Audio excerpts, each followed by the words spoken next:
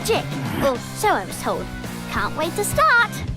Earwig and the Witch, I keep wanting to call it Earwig and the Angry Witch, is a new film from Studio Ghibli, as well as their first CG work. Based on a story by Howl's Moving Castle author Diana Wayne Jones, the film's about a mischievous orphan girl who gets adopted by a cruel witch and wizard and is put into hard labor, where she learns about magic and about their past. Directed by everyone's favorite Miyazaki, Goro, the film was released direct-to-television in Japan and in theaters here? Yeah, I'm sure that's where it's best suited. While not the first time Ghibli's done a television movie, CG animation is a different avenue for them to take, even if it may feel like a minor betrayal to depart from their trademark hand-animated style, but, you know, they're experimenting. This is their first time working with the technology, aside from visual effects. And it shows. But I feel knowing its television origins kinda sets the expectation. Regardless, I still gave it the benefit of the doubt, hoping that the film would retain some level of charm or imagination that comes with many of their works. And let me tell you, Earwig has absolutely none of that. It is just a boring, tedious, uneventful, unoriginal waste of time. To get my thoughts on the animation out of the way first, it's not the worst, I guess. The character designs are very Ghibli looking, and they actually translate fairly well into 3 dimensions. There's a good enough range of movement and expressions that don't make them feel too stilted. Backgrounds are fine, if kinda plain. The texturing is a mixed bag, with certain elements looking okay, while others, such as the hair, especially look made of rubber. How did that happen? Certain expressions are more uncanny than others. The rendering in general feels 15 years out of date. Not the most unwatchably bad CGI, but it's a first attempt. A few months ago I saw the new Lupin the Third movie, and that looked amazing. If Lupin can look that good, what's the excuse of one of the most acclaimed and successful studios of all time? They must not have the technology or even skill set to pull something like this off. And when thinking about it, there's no real reason this had to be CG from both a story and directing standpoint. Without going on a whole debate over which is better, CG animation does have a lot of creative benefits that are more difficult to do with 2D. You could be a lot more experimental with framing, or with camera movements, or with texture and lighting. Plenty of good CG movies, as well as Lupin for that matter, know this and take advantage of it. While watching this, I noticed the camera tends to remain fairly stationary. There aren't really any ambitious set pieces. There's no visual choice that impressed me. Believe it or not, I would have overlooked this had the story been any good. And wow, is it not. If I were to describe what it's like watching this, it would be to think back to the early Harry Potter movies, particularly all the scenes where Harry's living with the Dursleys and they treat him like shit, but he doesn't really fight back. If you take those scenes and make them the entire movie,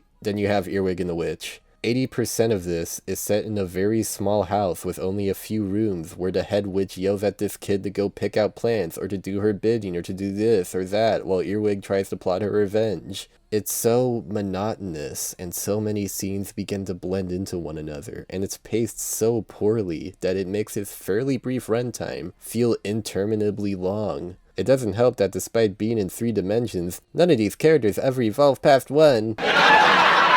Earwig is a well-meaning but troublemaking child who wants to learn magic and prank the lead witch. She also does this thing where she would state some obvious information out loud and it feels really patronizing, like we can't follow what's happening. Lead witch is always angry and yells at her and sometimes smacks her in the head and has basically no redeeming qualities. The wizard guy's sidekick mostly sits and looks angry, but is probably the most interesting out of everyone, as he does have some odd quirks and hidden depths that don't get further developed, which is par for the course here. I like the cat, mostly because I like cats, especially the Ghibli kind. Really my biggest issue of all is that it's really not fun. Everyone's an asshole for a lot of it. The home setting is not an interesting or friendly location, which yes is technically the point. If you happen to see the poster of this and were expecting some kind of band angle to come into play, it really doesn't. Until around the ending of the movie, when things seem to start happening.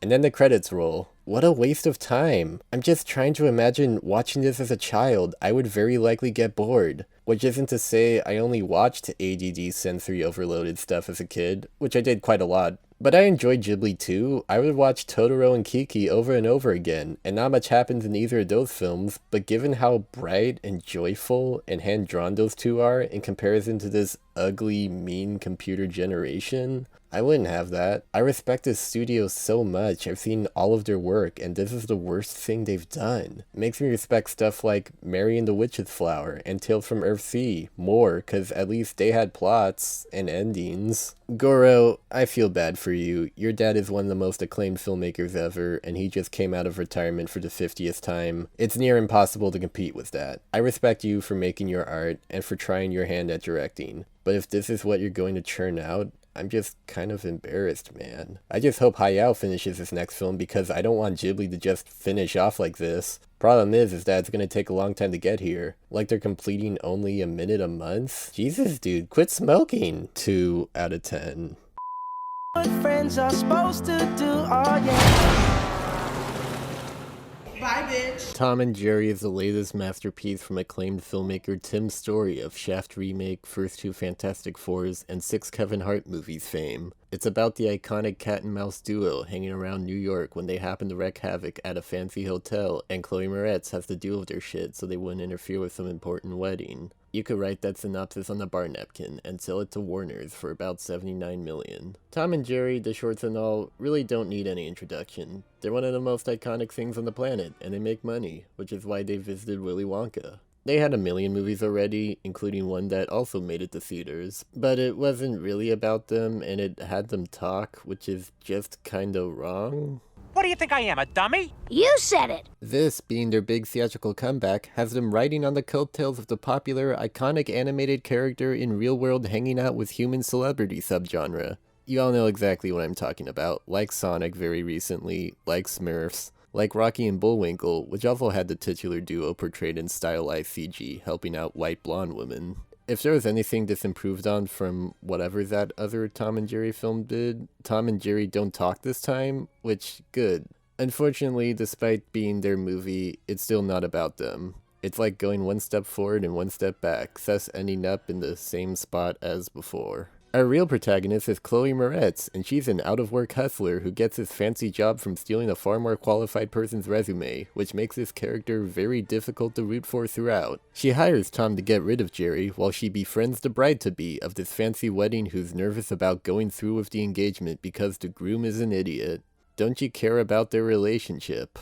You better. Chloe and her share so many deep personal conversations with each other that at a certain point I swore they were going to get together, which would be unexpected for this movie, but at least something. But nope, you gotta play it safe. That's Tim Story's motto. You also have to learn all the names and faces of the hotel staff because you're being quizzed on it tomorrow. There's Michael Pena, who's this goofy, paranoid manager who doesn't like Tom and Jerry being around. Wahoy! Ken Jeong plays Senior Chang, the chef. And there's some other people too, but I've already lost interest in talking about the humans. Let's just get to the animation part.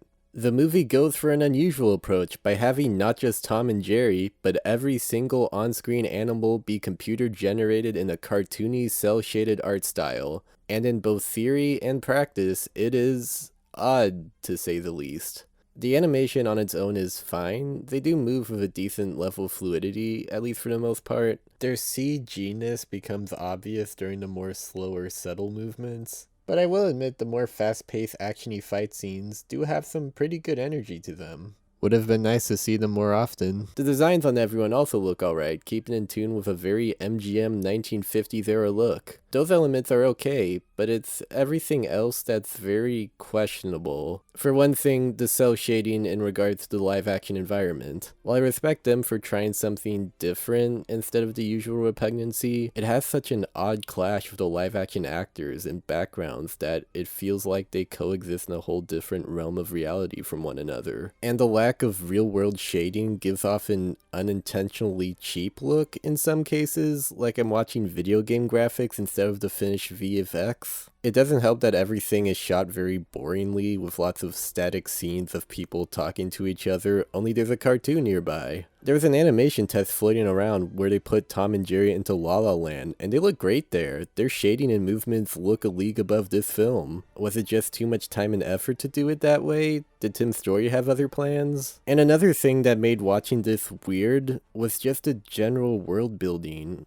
So all the animals are cartoons, right? That much is made clear. But what is their relationship with society? In some cases, they appear to be domesticated, whether they're on leashes or acting like regular pets. But at the same time, they can walk upright, they can apparently hold jobs, they can make a living. Droopy the dog is the Joker. They can communicate with one another. The Pound exists. It is really just a weird hodgepodge of conflicting information. In something like Who Framed Roger Rabbit or Looney Tunes Back in Action, they make a point that cartoon characters are essentially their own race, whose primary goal is to entertain people. Or in the case of Space Jam, they live in their own underground society where the line between what's real and what isn't blurs.